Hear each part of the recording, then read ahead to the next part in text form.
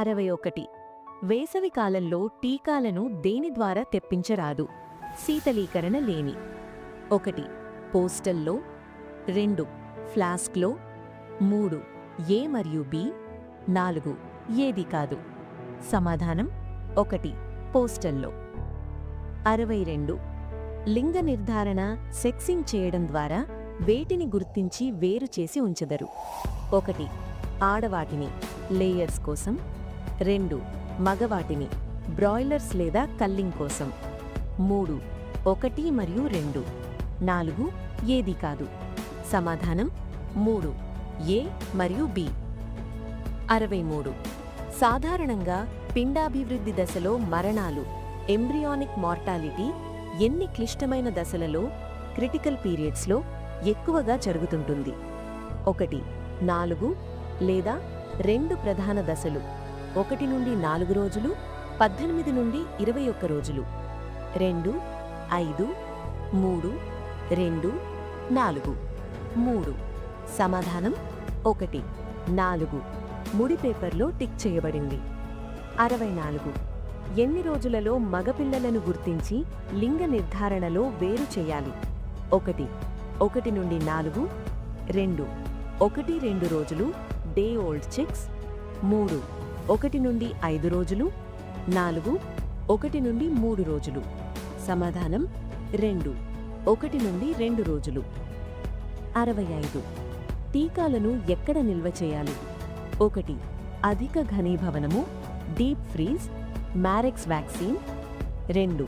ప్రసీతము refrigeration 2 నుండి 8 డిగ్రీల Celsius. 3. ఏ మరియు బి టీకా రకాన్ని బట్టి. 4. ఏది కాదు. సమాధానం 3. ఏ మరియు బి. 66. పిండాభివృద్ధి దశలో మరణాలు రెండవ దశ సెకండ్ క్రిటికల్ పీరియడ్లో ఎన్ని రోజులలో జరుగుతూ ఉంటాయి? 1.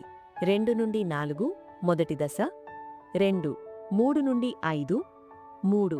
3 నుండి 4. 4. 18 నుండి 21. సాధారణంగా రెండవ క్లిష్ట దశ. సమాధానం 1. 2 నుండి 4. 67. గుడ్డు నిర్మాణంలో పెంకు మరియు పెంకు పొరలు ఎంత శాతం? 1. 9%. 2. 7%. 3. 10 నుండి 11%. 4. 8%. సమాధానం 3. 10%. 68. బ్రూడర్ నందు మొదటి వారంలో పరిసర ఉష్ణోగ్రత ఎన్ని డిగ్రీల ఫారెన్హీట్ ఉండాలి? 1. 97 డి. 2. 80 డి. 3. 90 డి. 4. 95 డి. సమాధానం 4. 95 డి. 70.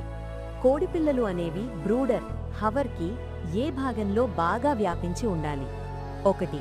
కింద అంచుల వెంబడి సమానంగా. 2. పైన. 3. ఎడమ. 4. కుడి. సమాధానం 1. కింద. 71. హ్యాచరీ నిర్మించుకునేటప్పుడు తీసుకోవలసిన జాగ్రత్తలు ఏవి? 1. తూర్పు పడమర దిశలో ఉండాలి పొడవు. 2. హ్యాచరీ మొత్తం వన్ వే ఫ్లో మాదిరిగా ఉండాలి. 3. మార్కెట్కు దగ్గరగా ఉండాలి. 4. పైవన్నీ. సమాధానం 4. పైవన్నీ. 72. గుడ్లను ఇంక్యుబేటర్లో అమర్చేటప్పుడు గుడ్డు యొక్క వెడల్పు కొన ఏ విధంగా ఉండాలి? 1. పైన అప్వర్డ్స్ గాలిగది ఇక్కడే ఉంటుంది. 2. కిందకి. 3. ప్రక్కకి. 4. బి మరియు సి. సమాధానం 1. పైన. 73. కోడిపిల్ల పిండాభివృద్ధి దశలో ఎన్నవ రోజు ముక్కు గాలిగది వైపు తిరుగుతుంది? 1. 17వ రోజు. 2. 12వ రోజు. 3. 15వ రోజు. 4. 14వ రోజు. సమాధానం 1. 17వ రోజు. 74. కోడిపిల్ల పిండాభివృద్ధి దశలో ఎన్నవ రోజు ఆల్బ్యుమిన్ పూర్తిగా ఉపయోగపడుతుంది? 1. 11వ. 2. 14వ. 3. 16 లేదా 19వ రోజు. 4. 13వ రోజు. సమాధానం 3. 16వ రోజు. 75.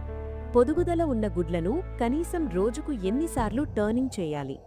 1 6 2 7 3 5 4 8 సార్లు లేదా ప్రతి గంటకు కనీసం 4 నుండి 6 సార్లు.